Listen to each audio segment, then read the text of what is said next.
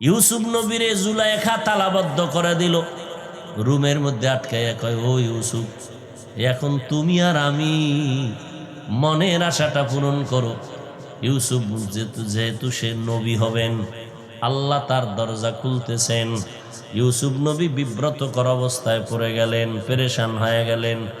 জুলাইখারে ডাক দিয়া কয়, রে জুলাইখা, এটা অসম্ভব। জুলাইখা বলে, সম্ভাবনাময়ের সব দরজায় তালা। ইউসুফ নবী কয়, এই জুলাইখা, তুমি আমার মালিকের স্ত্রী, তোমার অবদান তোমার মালিকের অবদানের সাথে বেইমানি করতে পারি না। তোমারটা খাইয়া আমি ইউসুফ বড় হইছি, গাদ্দারি করা যাবে না।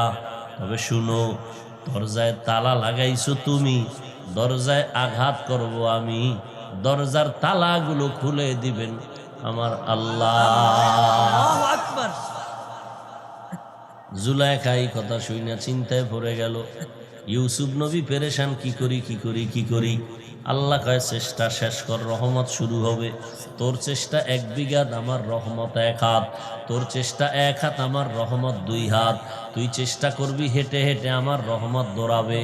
ইউসুফ নবী উঠা গিয়া দরজায় ধাক্কা দিল, সাথে সাথে দরজা টাস টাস করে খুলে গেল। জুলাইখা পিছন দিক দিয়ে ইউসুফকে ধরার জন্য দৌড় দিল।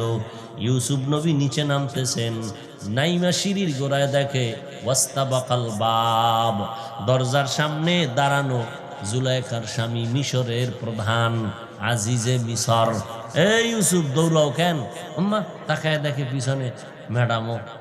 ইউসুফ চাইছে কিছু যেহেতু হয় নাই, তাহলে বিষয়টা চুপচাপই থাক, কিছু বলার দরকার নাই।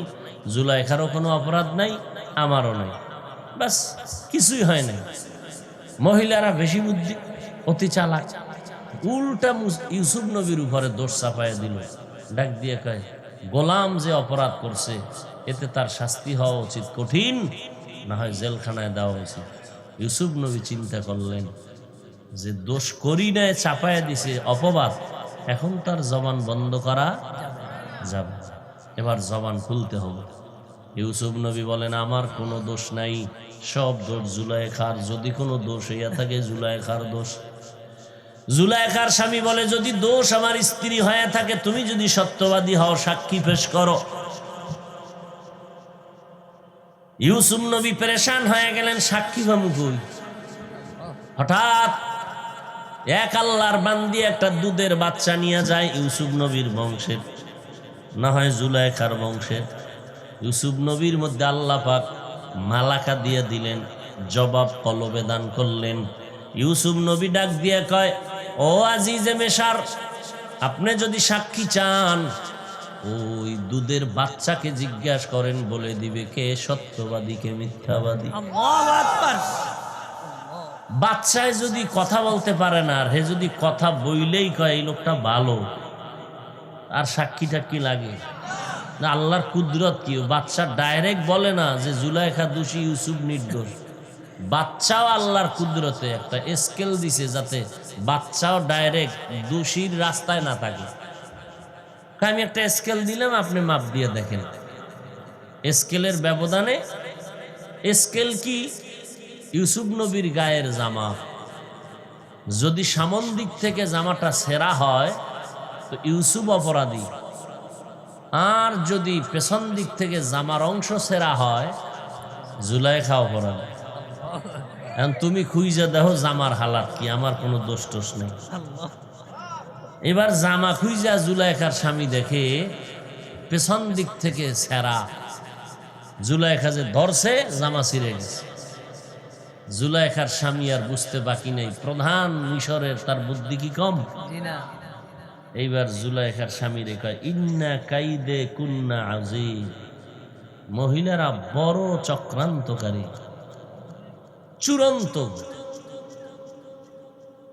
মেয়ে জাতি কোমলতি কিবা মন্ত্র জানে, প্রেমের রশি গলায় বেঁধে আস্তে আস্তে টানে। ঠিক নি?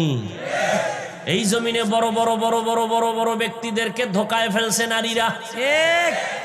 ইজ্জতের গলায় ছুরি লাগাইছে বেপরদা নারী। সময় নাই, কখন শোনাবো সেই কাহিনী। নবীজি সাহাবায়ে কেরামদের ঘটনা শুনাইতেছেন। এক আল্লাহর বান্দা বনি ইসরাইলের আবেদ, এত বড় ইবাদত করনেওয়ালা, ঘরের মধ্যে ইবাদত করলে, এলাকায় ইবাদত করলে, মানুষের সাথে চলাফেরার কারণে মন খেয়াল ধ্যান আউলায়া যায়। আল্লাহর বান্দা বাড়িঘর ছাইরে গেছে, জঙ্গলে পাহাড়ের চূড়ায় উঠে একটা সুন্দর খানকা বানাইছে, ওখানে বসে ইবাদত করে। দীর্ঘদিন ইবাদতের খবর ছড়াইয়া গেছে বনি ইসরাইলের মধ্যে, সবাই প্রশংসায় পঞ্চমুখ। প্রশংসাও কিন্তু অনেক সময় মানুষের উপরে হিংসার দাবানল চলে আসে। আবেদের প্রশংসায় পঞ্চমুখ হয়ে গেল পুরা বনি ইসরাইলের মাঝে। একদিনের ঘটনা, আম্মাজান বাসায় একা, মনে পড়ে গেল আমার ছেলেটা জঙ্গলে পাহাড়ের চূড়ায় ইবাদত করে, আমি তো দেখলাম না, মনের টান লাগছে, সন্তানের সাথে একটু ডাইকে ঘরে নিয়ে আসি। আম্মাজান একা একা চলে গেলেন জঙ্গলের কিনারায়। সকালবেলা সূর্যের আলো, হাত এভাবে কপালের সামনে রেখে উঁচু পাহাড়ের চূড়ার দিকে মুখ করিয়া হালকাভাবে ডাক দিছে, ও আমার সন্তান, আমি তোর মা কাছে আসছি, নেমে আয়। ডাকটা সন্তান শুনতেছে এমন সময়, যেই সময় সন্তান নামাজে দাঁড়ানো। সন্তান পেরেশান হয়ে গেল, একদিকে মায়ে ডাকে আর একদিকে আমি আল্লাহর আদালতে দাঁড়ানো আছি, এখন আমি কি করি? আম্মাজানের ডাকে সাড়া দিব কিনা সিদ্ধান্ত নিয়ে কয়, না, দেওয়া যাবে না, আল্লাহর ডাকের সাড়াটাই দিয়ে রাখি। এরে নবীর আশেক, আল্লাহর বান্দা যখন সাড়া না দিল, মা হালকা একটু কষ্ট পেয়েছে, মা কষ্ট পেয়ে বিদায় নিয়ে চলে গেলেন বাসায়। দ্বিতীয় দিন আবার আসছেন, সন্তানের মোহব্বতের টান, এটাকে কন্ট্রোল করা যায় না, আবার চলে আসলেন। পাহাড়ের কিনারায় এসে আবার হাত এভাবে ইশারা করে কপালের উপরে রেখে সূর্যের আলোতে তাকাইতে সমস্যা, আবার সন্তানকে ডাক দিছেন, এই সন্তান, আমি তোর মা পাহাড়ের কিনারায় আসছি। নবীও কপালের সামনে এইভাবে হাত রেখা সাহাবাদেরকে বুঝাইতেছেন। সন্তান খালি ইবাদতই করে, এফিরও নামাজে দাঁড়ানো। মা ডাকতেছে, আমি নামাজে দাঁড়ানো কি করি, জবাব দিব কি দিব না? এবারও কয় জবাব দিব না। মা দ্বিতীয়বার কষ্ট পেয়ে চলে আসলেন। তৃতীয় দিন আম্মাজান হাজির। আম্মাজান গিয়া বললেন, এই সন্তান, আমি আবার আসছি, আয় একটু দেখা দে, আমি মা তোর চেহারা দেখলে কলিজা ঠান্ডা হয়ে যাবে। এটা মা আর সন্তানের মুআমালা, মা সারা কাউকে বোঝানো যাবে না। উম্মতের জন্য নবীর অন্তরে কেমন দরদ, ওলামাদের অন্তরের মধ্যে উম্মতের জন্য কি পরিমাণ দরদ, এটা উম্মতের বোঝানো সম্ভব না। এজন্য আউলিয়ায়ে কেরাম, আল্লাহওয়ালারা কান্দা কান্দা পায়ে ধরে ধরে মানুষের ডাকে, আসো নামাজ পড়ো। বলে না নামাজ পড়লে আমারে টাকা দিবা, তা বলে না, বাবা নামাজ পড়ো, মা বাবার খেদমত করো। তৃতীয় দিন সন্তানের মা আসছে, ডাকে সাড়া দেয় নাই। মা এবার কষ্ট আর কত সইব, হালকা ভাবে একটু আসমানে বাড়ি দিয়ে দিল, এই আসমানের মালিক, আমার এই সন্তান আমার ডাকে সাড়া দেয় নাই, কষ্ট পেলাম, কষ্ট পাইয়ে একটু বলে গেলাম, এই সন্তানের মরার আগে একটা জেনাকারিনী নারীর সাথে মোলাকাত করাইয়া দিও, এর আগে মরণ দিও না। আল্লাযীনা ইয়াযকুরুনাল্লাহা কিয়ামান ওয়া কুউদান ওয়া আলা জুনুবিহিম ওয়া ইয়াতাফাক্কারুনা ফী খালকিস সামাওয়াতি ওয়াল আরদ রব্বানা মা খালাকতা হাযা বাতিলান সুবহানাকা ফাকিনা আযাবান নার। আমার দরবারে জ্ঞানী ওই ব্যক্তি যে আমি আল্লাহকে দাঁড়ানো অবস্থায় স্মরণ করে, শোয়া অবস্থায় স্মরণ করে, বসা অবস্থায় স্মরণ করে, হাঁটা অবস্থায় স্মরণ করে, এক কথায় সর্ব অবস্থায় স্মরণ করে আমি আল্লাহকে। আর আল্লাহর মাখলুক দেখে দেখে বলে, রব্বানা মা খালাকতা হাযা বাতিলা, এত সুন্দর আসমান তুমি অনর্থক বানাও নাই, জমিনটা তুমি অনর্থক বানাও নাই, পানিটাও অনর্থক বানাও নাই, সূর্যটাও অনর্থক বানাও নাই, পিপিলিকাটাও অনর্থক বানাও নাই, অক্সিজেন অনর্থক বানাও নাই, জঙ্গলের পশু অনর্থক তুমি বানাও নাই। ও আল্লাহ, সব তুমি কাজের জন্য বানাইছো। সেই বানানের মধ্যে আমি মানুষটা বড় দামি। আমাকে কি আল্লাহ বানানোর পেছনে কোনো কারণ নেই? মিয়া, আসমান বানাইতে কারণ আছে, জমিন বানাইতে কারণ আছে, একটা পিপিলিকা বানাইতে কারণ, আর আমি শ্রেষ্ঠ মানুষ, আমারে বানাইতে কোনো কারণ নেই? আল্লাহ বলেন, আফা হাসিবতুম আন্নামা খালাকনাকুম আবাসা, আফা হাসিবতুম আন্নামা খালাকনাকুম আবাসা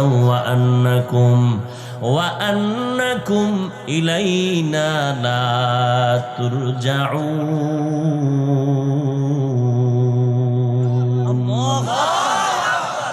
এই মানুষ, তোমরা কি ধারণা করছো আমি আল্লাহ তোমাদের অনর্থক বানাইছি? প্রশ্নবোধক আওয়াজ। তুমি কি ধারণা করছো তুমি আর আমার কাছে আসবা না? তোমাকে আমি অনর্থক বানাই নাই। পিপিলিকাটারেও যদি আমি কারণে বানাই, তোমারে অকারণে কেন বানাবো? অথচ বিশাল আসমান 7টা, এক একটা আসমান 500 বছরের মোটা। এক আসমান থেকে আর এক আসমানের মাঝখানে খালি জায়গার দূরত্ব 500 বছর। খুঁটি ছাড়া টানাইয়া রাখছি, উপর থেকে কোনো রশিও নাই। এই বিশাল 7টা আসমান, 7টা মহাশূন্য, 7টা জমিন বানাইছি 6 দিনে। আর তোর মতো বান্দা, তোর মতো বান্দিটা মায়ের গর্ভে 1 ফোঁটা পানির থেকে আস্তে আস্তে করে তোরে বানাইছি 1 কেজি ওজনের বান্দা বান্দি। কয় কেজি? 1 কেজি। 1 কেজি, 1.25 কেজি ওজনের বান্দা বান্দি। তোরে মায়ের গর্ভে বানাইতে আমি আল্লাহ 1 সেকেন্ড সময় লাগে না। অথচ এত বিশাল আসমান জমিন বানাইছি 6 দিনে, আর তোরে বানাইতে সময় লাগাইছি 6 মাসের মতো। কি মনে করছো এমনি তোরে ছাইরে তুমি জুতার বাড়ি ছাড়া? তোরে এত আদর করে বানাইছি, আর তুই আইসা গাদ্দারি করবি, বেঈমানের পা চাটবি, তোরে এমনি ছাইরে তুমি? নমরুদ্দারে ছাড়ি নাই, তুই কে? ফেরাউন্নারে ছাড়ি নাই, তুমি কে? তুমি ফেরাউনের থেকে বড় বাহাদুর? তুমি নমরুদের থেকে বড় বাহাদুর? কোটি টাকার মালিক দেখো, অভাব হয় না দূর, গরিব ঘুমায় আরাম করে মনটা বাহাদুর। ফেরাউনের লাশটা দেখো মিশর জাদু ঘরে, খায় না মাটি পোকা মাছি সবাই ঘৃণা করে। হৃদয় থাকিবে যার নম্রতা সদা, রহমত আসিবে সেথা প্রভুর ওয়াদা। বড়র বড়াই থাকলে দিলে রহমত আসবে না, নিজেকে নিজে ছোট মনে করিও সদা। উঁচু জমিন থেকে পানি নিচু জমিনে যায়, তেমনি খোদার রহমত আসে নম্রতার হৃদয়। ফেরাউনের মতো বান্দারে আমি আল্লাহ ছাড়ি নাই। আমি আল্লাহ এমন ধরাই ধরছি, দুনিয়ার কেউ তারে পছন্দ করে না, মশা পছন্দ করে না, মাটি পছন্দ করে না, এজন্য কবরও হয় নাই, কবরও হয় নাই। তাহলে এত বয়ানের পরেও কেন বান্দা তুমি নামাজ পড়তে চাও না, অথচ আজান শুনছো? ও বান্দা, আমার দেওয়া নেয়ামত, আমার পানি ভোগ করো, আমার দেওয়া বাতাস ভোগ করো, আমার দেওয়া গাছের ফল খাও, জমিনের ফসল খাও, নদীর মাছ খাও, আমার দেওয়া নিঃশ্বাস নেও। আমার জমিনে থাকে, জমিন তোর বাবার না, এই জমিন কোনো বান্দা বানায় নাই। তোর বাবার যদি পাওয়ার থাকতো, করোনার সময় তোর বাবার পাওয়ার কই ছিল? এই বদমাস যারা বলো আল্লাহরে মানি না, দেখি না, মানিও না, বল করোনার সময় তোর 14 গোষ্ঠীর পাওয়ার কোথায় ছিল? ব্যবসা বন্ধ, চাকরি বন্ধ, লেখাপড়া বন্ধ, স্কুল বন্ধ, কলেজ বন্ধ, মাওলার কোরআন বন্ধ ছিল না? মসজিদ চালু, মাদ্রাসা চালু, কোন কোরআনওয়ালা কারো কাছে গিয়া ভিক্ষা করে বলে নাই না খাইয়া মরি, বাচ্চা সহ টাকা দাও, ভিক্ষা দাও বলছে? এরপরও কিছু নিমক হারাম মুসলমান কয় হুজুরেরা ভিক্ষা করে খায়, তোরা কি ডাকাত নি? আমরা যদি ভিক্ষা করে খাই, তোরা তো ডাকাতি করে খাও, তোরা তো বুকের মধ্যে অস্ত্র ঠেকাইয়া খাও। কিন্তু কোন হুজুর ভিক্ষুকের মতো খায় না। আল্লাহ তাআলা, ও বান্দা, আল্লাহ তাআলা মানুষের অন্তরের মধ্যে মোহাব্বত লাগায় দিছেন। মানুষ দাওয়াত দেয় যদি কই জামু না, লোকটা কষ্ট পায়, না খাইলে কষ্ট পায়। আর তোমার দাওয়াতই দেয় না, তুমি হুদা যাইয়া খায় না হাজির হয়ে গেছে। কিন্তু তোমার দাওয়াত দেয় না, তুমি আইসো কয় যে ওই হারা ধরে রাখছে যে বাড়তি 2-4 জন হইতে পারে, এর মধ্যে আমি একজন। আছে না নাই? ডাক্তার বলে মিষ্টি খাওয়া হারাম, তুমি গেছো সবে বরাত মিলাদুন নবীর মিষ্টি খাইতে, মসজিদে যায় লাগাইছো জেলাফির পোডলার হয়ে টানাটানি আর কিলাকিলি। ঠিক, আল্লাহর মোহাব্বত অন্তরে নাই। তোমার টুপি মাথায় দিতে বড় লজ্জা লাগে, আর আমার টুপি মাথায় না দিলে লজ্জা লাগে। ঠিক, তোমার দাড়ি রাখতে লজ্জা লাগে, আর আমার দাড়ি কাটতে লজ্জা লাগে। তোমার নামাজ পড়তে কষ্ট হয়, আমার নামাজ না পড়লে কষ্ট লাগে। আহা, তুমিও মুসলমান, আমিও মুসলমান, একই দেশের মানুষ, একই আকৃতির মানুষ। তোমার নামাজ না পড়লে খুব মজা, আর আমার নামাজ পড়লে খুব মজা। কেমন মানুষ হইলা রে বাবা। আবার দেখো, তোমার লাইনেও কিন্তু বহু আল্লাহর বান্দা রেডি, স্কুল কলেজে পড়ে, 5 ওয়াক্ত নামাজ পড়ে, চাকরি করে নামাজ পড়ে, র্যাব, আর্মি, পুলিশ, বিডিআর এর চাকরি করে নামাজ পড়ে, পর্দা করে, হালাল খায়, দাড়িওয়ালা, উকিল, barrister, OC, DC SP, MP, chairman, মন্ত্রী, 5 ওয়াক্ত নামাজি নাই? আছে।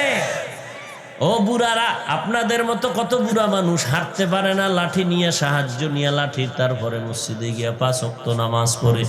শীতের মধ্যে ফজরের সময় ঠান্ডা পানি দিয়েও জুবা নাইয়া হলেও নামাজ পড়ে, নামাজ ছাড়ে না। আর তোমার পায়ে ধরে ধরে বলার পরেও তুমি নামাজ পড়তে চাও না। কারণটা কি? যারে সেজদা দিবা তার সাথে মোহাব্বত নাই, তারে চিনো না। আল্লাহ তার পরিচয় দেয়, পরিচয়ের নাম মারেফত। পরিচয়ের নাম কি? মারেফত। ওয়াল্লাযীনা জাহাদু ফীনা লানাহদিয়ান্নাহুম সুবুলানা। যারা আমি আল্লাহকে পাওয়ার জন্য চেষ্টা করবে, আমি আল্লাহ তার জন্য অনেক রাস্তা খুলে দিব।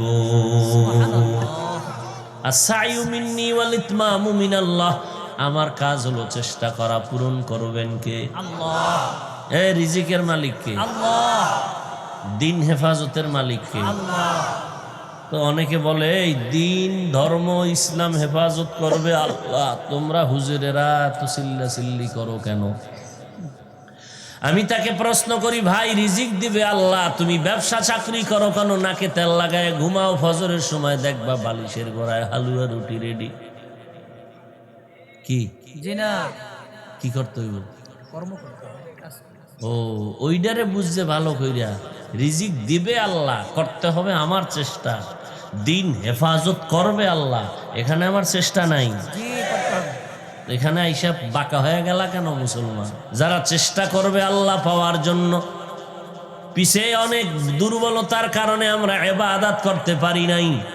আল্লাহ তাআলা বলেন এবার চেষ্টা করো আমাকে পাওয়ার জন্য, আমি অনেক রাস্তা তোমার সামনে ওপেন করে দিব। চেষ্টায় যেন ত্রুটি না হয়, চেষ্টা করার মতো করবা। কেমন চেষ্টা করবা? ইয়া আইয়ুহাল্লাযীনা আমানুস্তাঈনু বিস-সাবরি ওয়াস-সালাহ ইন্নাল্লাহা মা'আস-সাবিরিন।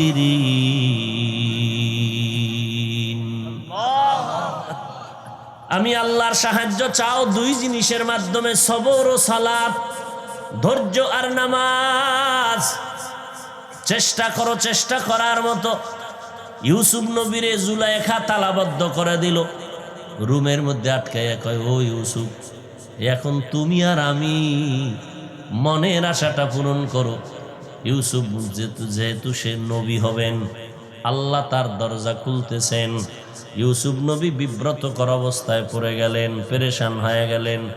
জুলাইখারে ডাক দিয়া কয়, রে জুলাইখা, এটা অসম্ভব। জুলাইখা বলে, সম্ভাবনাময়ের সব দরজায় তালা। ইউসুফ নবী কয়, এই জুলাইখা, তুমি আমার মালিকের স্ত্রী, তোমার অবদান তোমার মালিকের অবদানের সাথে বেইমানি করতে পারি না। তোমারটা খাইয়া আমি ইউসুফ বড় হইছি, গাদ্দারি করা যাবে না। তবে শুনো, দরজায় তালা লাগাইছো তুমি, দরজায় আঘাত করব আমি, দরজার তালাগুলো খুলে দিবেন আমার আল্লাহ। আল্লাহু আকবার। জুলাইখা এই কথা শুনে চিন্তায় পড়ে গেল। ইউসুফ নবী পেরেশান, কি করি কি করি কি করি। আল্লাহ কয় চেষ্টা শেষ কর, রহমত শুরু হবে। তোর চেষ্টা 1 বিঘা, আমার রহমত 1 হাত। তোর চেষ্টা 1 হাত, আমার রহমত 2 হাত। তুই চেষ্টা করবি হেঁটে হেঁটে, আমার রহমত দৌড়াবে। ইউসুফ নবী উঠা গিয়া দরজায় ধাক্কা দিল, সাথে সাথে দরজা টাস টাস করে খুলে গেল। জুলাইখা পিছন দিক দিয়ে ইউসুফকে ধরার জন্য দৌড় দিল। ইউসুফ নবী নিচে নামতেছেন, নাইমা সিঁড়ির গোড়ায় দেখে ওয়াস্তাবাকাল বাব, দরজার সামনে দাঁড়ানো জুলাইখার স্বামী, মিশরের প্রধান আজিজে মিসর। এই ইউসুফ, দৌড়াও কেন? আম্মা তাকায় দেখে পিছনে ম্যাডামও। ইউসুফ চাইছে কিছু যেহেতু হয় নাই, তাহলে বিষয়টা চুপচাপই থাক, কিছু বলার দরকার নাই। জুলাইখারও কোনো অপরাধ নাই, আমারও নাই, বাস কিছুই হয় নাই। মহিলারা বেশি বুদ্ধি, অতি চালাক, উল্টা ইউসুফ নবীর উপরে দোষ চাপায় দিল। ডাক দিয়ে কয়, গোলাম যে অপরাধ করছে এতে তার শাস্তি হওয়া উচিত কঠিন, না হয় জেলখানায় দেওয়া উচিত। ইউসুফ নবী চিন্তা করলেন যে দোষ করি নাই, চাপায় দিছে অপবাদ, এখন তার জবান বন্ধ করা যাবে, এবার জবান খুলতে হবে। ইউসুফ নবী বলেন, আমার কোনো দোষ নাই, সব দোষ জুলাইখার। যদি কোনো দোষ হইয়া থাকে জুলাইখার দোষ। জুলাইখার স্বামী বলে, যদি দোষ আমার স্ত্রী হয়ে থাকে, তুমি যদি সত্যবাদী হও, সাক্ষী পেশ করো। ইউসুফ নবী পেরেশান হয়ে গেলেন, সাক্ষী বামুকুল। হঠাৎ এক আল্লাহর বান্দি একটা দুধের বাচ্চা নিয়ে যায়, ইউসুফ নবীর বংশের, না হয় জুলাইখার বংশের। ইউসুফ নবীর মধ্যে আল্লাহ পাক মালাকা দিয়ে দিলেন, জবাব কলবে দান করলেন। ইউসুফ নবী ডাক দিয়ে কয়, ও আজিজে মিসর, আপনি যদি সাক্ষী চান, ওই দুধের বাচ্চাকে জিজ্ঞাসা করেন, বলে দিবে কে সত্যবাদী কে মিথ্যাবাদী। আল্লাহু আকবার। বাচ্চায় যদি কথা বলতে পারে না, আর হে যদি কথা বইলেই কয় এই লোকটা ভালো, আর সাক্ষীটা কি লাগে? না, আল্লাহর কুদরত কি, বাচ্চা ডাইরেক্ট বলে না যে জুলাইখা দোষী, ইউসুফ নির্দোষ। বাচ্চাও আল্লাহর কুদরতে একটা স্কেল দিছে, যাতে বাচ্চাও ডাইরেক্ট দোষীর রাস্তায় না থাকে। আমি একটা স্কেল দিলাম, আপনি মাপ দিয়ে দেখেন। স্কেলের ব্যবধানে, স্কেল কি? ইউসুফ নবীর গায়ের জামা, যদি সামন দিক থেকে জামাটা ছেঁড়া হয় তো ইউসুফ অপরাধী, আর যদি পেছন দিক থেকে জামার অংশ ছেঁড়া হয় জুলাইখা অপরাধী। এখন তুমি খুঁজে দেখো জামার হালাত কি, আমার কোনো দোষ টোষ নেই। এবার জামা খুঁজা জুলাইখার স্বামী দেখে পেছন দিক থেকে ছেঁড়া, জুলাইখা যে ধরছে জামা ছিঁড়ে গেছে। জুলাইখার স্বামী আর বুঝতে বাকি নেই, প্রধান মিশরের, তার বুদ্ধি কি কম? এইবার জুলাইখার স্বামী রেখা, ইন্না কাইদে কুন্না আজিম, মহিলারা বড় চক্রান্তকারী, চূড়ান্ত। মেয়ে জাতি কোমলতি কিবা মন্ত্র জানে, প্রেমের রশি গলায় বেঁধে আস্তে আস্তে টানে। ঠিক নেই? এই জমিনে বড় বড় বড় বড় বড় বড় ব্যক্তিদেরকে ধোকায় ফেলছে নারীরা। ইজ্জতের গলায় ছুরি লাগাইছে বেপরদা নারী। সময় নাই, কখন শুনাবো সেই কাহিনী। নবীজি সাহাবায়ে কেরামদের ঘটনা শুনাইতেছেন।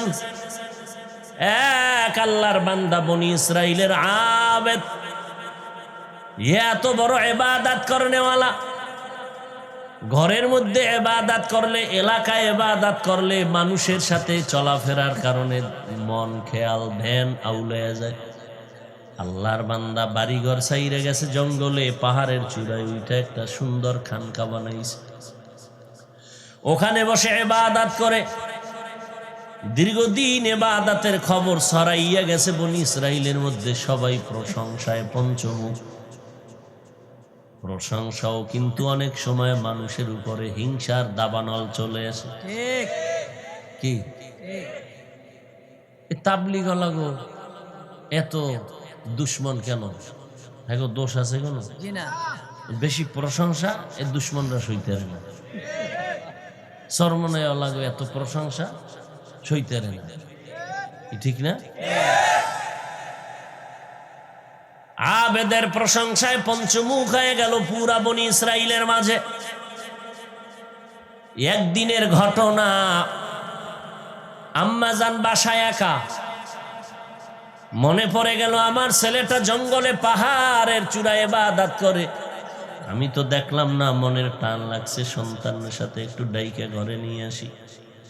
আম্মাজান একা একা চলে গেলেন জঙ্গলের কিনারায়।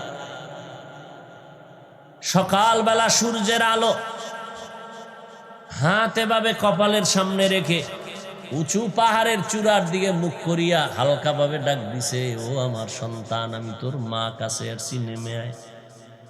ডাকটা সন্তান শুনতেছে এমন সময় যেই সময় সন্তান নামাজে দাঁড়ানো। সন্তান পেরেশান হয়ে গেল, একদিকে মায় ডাকে আর একদিকে আমি আল্লাহর আদালতে দাঁড়ানো আছি, এখন আমি কি করি? আম্মাজানের ডাকে সাড়া দিব কিনা সিদ্ধান্ত নিয়ে কয় না, দেওয়া যাবে না, আল্লাহর ডাকের সাড়াটাই দিয়ে রাখি। এরে নবীর আশেক, আল্লাহর বান্দা যখন সাড়া না দিল, মা হালকা একটু কষ্ট পেয়েছে, মা কষ্ট পেয়ে বিদায় নিয়ে চলে গেলেন বাসায়। দ্বিতীয় দিন আবার আসছেন, সন্তানের মোহব্বতের টান, এটাকে কন্ট্রোল করা যায় না, আবার চলে আসলেন। পাহাড়ের কিনারায় এসে আবার হাত এভাবে ইশারা করে কপালের উপরে রেখে সূর্যের আলোতে তাকাইতে সমস্যা, আবার সন্তানকে ডাক দিছেন, এই সন্তান, আমি তোর মা পাহাড়ের কিনারায় আসছি। নবীও কপালের সামনে এইভাবে হাত রেখা সাহাবাদেরকে বুঝাইতেছেন। সন্তান খালি ইবাদতই করে, এ ফিরো নামাজে দাঁড়ানো। মা ডাকতেছে, আমি নামাজে দাঁড়ানো কি করি, জবাব দিব কি দিব না? এবারও কয় জবাব দিব না। মা দ্বিতীয়বার কষ্ট পেয়ে চলে আসলেন। তৃতীয় দিন আম্মাজান হাজির। আম্মাজান গিয়া বললেন, এই সন্তান, আমি আবার আসছি, আয় একটু দেখা দে, আমি মা তোর চেহারা দেখলে কলিজা ঠান্ডা হয়ে যাবে। এটা মা আর সন্তানের মুআমালা, মা সারা কাউকে বোঝানো যাবে না। উম্মতের জন্য নবীর অন্তরে কেমন দরদ, ওলামাদের অন্তরের মধ্যে উম্মতের জন্য কি পরিমাণ দরদ, এটা উম্মতের বোঝানো সম্ভব না।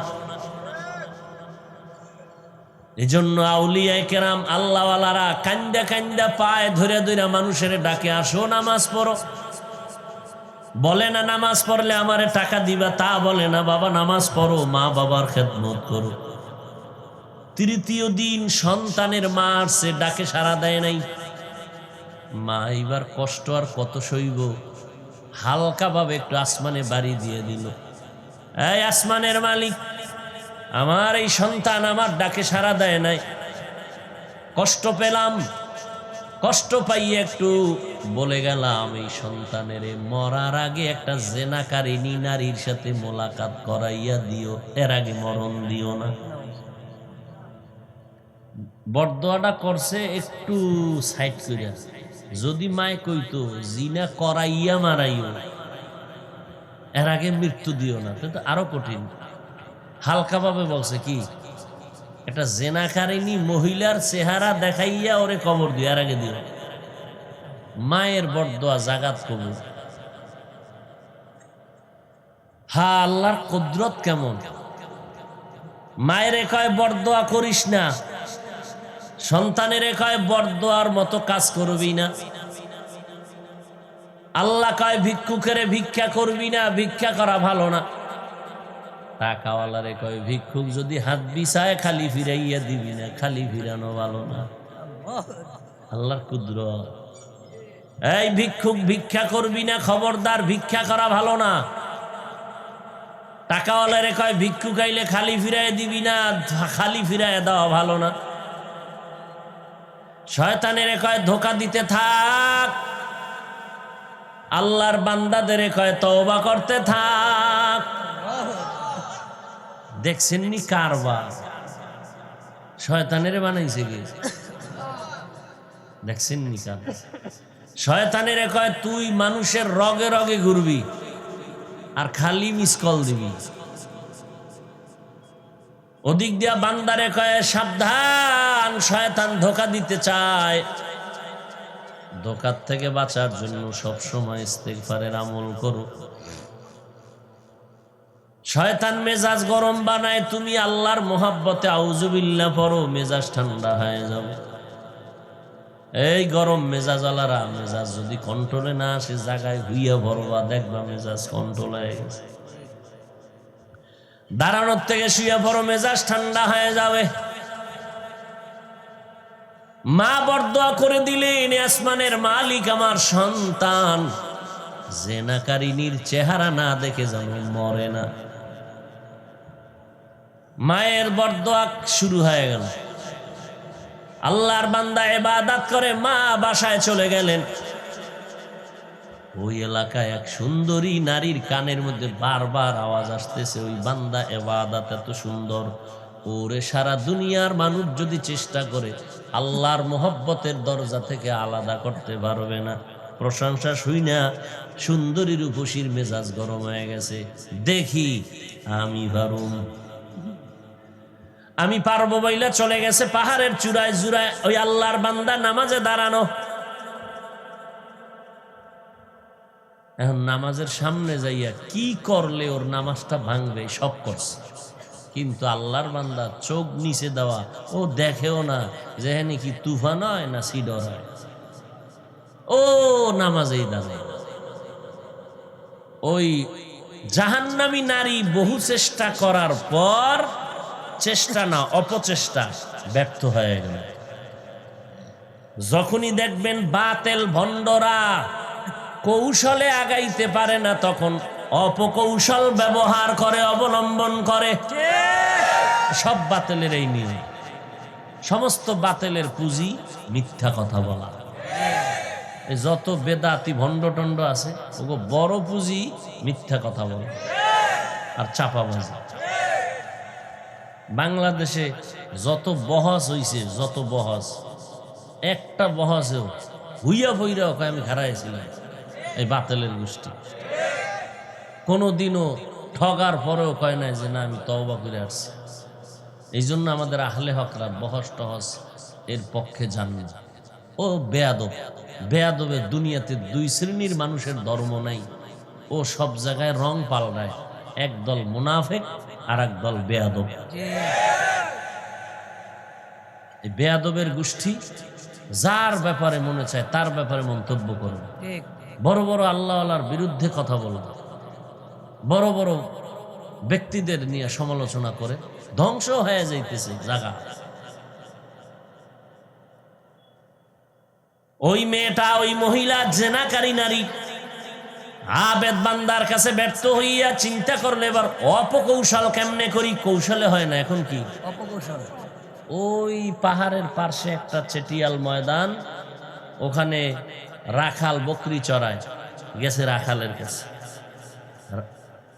রাখালের কাছে যাইয়া ওরে লাইন করে গেছে ওরে মোটামুটি কৌশলে আটকাইয়া জিনা করছে বাচ্চা হইছে একটা ছেলে এই বেডিয়ে বাচ্চা লইয়া কয় এ বাচ্চা কার জানুনি এলাকাবাসী কয় কার ওই যে পাহাড়ের ইবাদত করে ওর বাচ্চা দেখছেননি কারবার পুরা এলাকার মানুষ এত গুণগান শুনলাম এই আকাম লাঠি ছোড়া নিয়ে গেছে যাইয়া সে তো নামাজে দাঁড়ানো পুরা খানকা ভাঙ্গে চুরা যখন তার শরীরের উপরে আক্রমণ শুরু হয়েছে ওরা ওই বাদ বলে এই আমারে মারো কেন তুমি টের পাও নাই মারো কেন আকাম কিরে খবর মারো কেন বলে কি ভালো করে বলো বলে আমাদের এলাকার সুন্দরী রমণীর বাচ্চা পেটে তোমার বাচ্চা কয় নাউজুবিল্লাহ আমার বাচ্চা না কে বলেছে ওই নারী কয় বাদ নারীটারে নিয়ে আসো আম্মাজান বলছিল জেনাকারিনীর চেহারা না দেখাইয়া মরণ দিও না এবার জেনাকারিনী মহিলা আসতেছে বাচ্চা কোলে নিয়ে লোকজন রেডি, আল্লাহর বান্দার সামনে আসছে। আসার একটু আগে 2 রাকাত নামাজ পড়ছে কঠিন ভাবে, এমন নামাজ, ও আল্লাহ হয়তো বেয়াদবি না জানি কোন দিক দিয়ে করছি, তবে এই অপরাধ তো আমি করি নাই।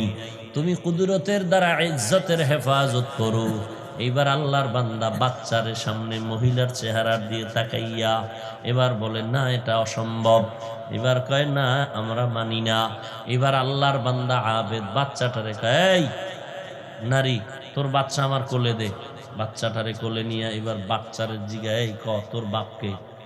বাচ্চা বলে আমার বাপ হলো ওই রাখা। আল্লাহু আকবার। এইবার মহিলার ভিড়া।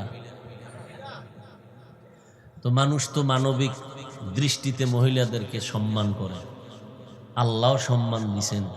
এই জন্য মারাত্মক অপরাধ করলেও পুরুষের যেই সাইজটা করে 10 ভাগের 1 ভাগও করে না নারীদেরকে। এরপরও যাক বেশি বাড়াবাড়ি করলে আবার কোন দিকে যায় কথা। এমনি দেশ ঠান্ডা, আল্লাহ সবাইকে হেফাজত করে। হ্যাঁ আল্লাহ হেফাজত করলেন, বাচ্চার জবান খুলে গেল। এই মায়ের কোলে কয়েকজন শিশু কথা বলছে। ঈসা নবী কথা বলছে শিশু অবস্থায় মা মারিয়ামের কোলে। এই মারিয়াম আলাইহিস সালামের উপরে কি অত্যাচার! অথচ হাসরের ময়দানে 4 জন মহিলাকে জান্নাতের 8টা দরজা খুলে দারোয়ানরা ডাকবেন, আসো, কোনো হিসাব লাগবে না, মখমলের চাদর বিছানো। এরে আম্মা জানেরা আসেন, আপনাদের কোনো হিসাব নাই, সূর্যের গরম লাগার আগে আসেন। কয়জন? 4 জন নারীকে ডাকা হবে।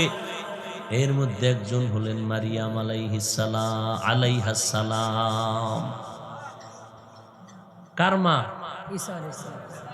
কথা কন না কেন? ঈসা নবীর মা মারিয়াম। আর একজন ফেরাউনের স্ত্রী, আর একজন খাদিজাতুল কুবরা রাদিয়াল্লাহু আনহা, আর একজন ফাতেমা রাদিয়াল্লাহু আনহা। ওয়াল্লাযীনা জাহাদু ফীনা লানাহদিয়ান্নাহুম সুবুলানা। চেষ্টা করা আমার কাজ। যারা চেষ্টা করবে আল্লাহকে পাওয়ার জন্য, আল্লাহ তাদের জন্য বহু রাস্তা খুলে দিবেন।